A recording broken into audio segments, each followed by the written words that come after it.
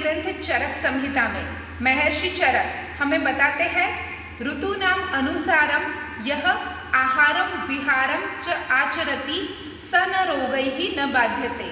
अर्थात जो व्यक्ति ऋतु के अनुसार अपने आहार विहार का पालन करते हैं उसे रोग नहीं सताते हैं।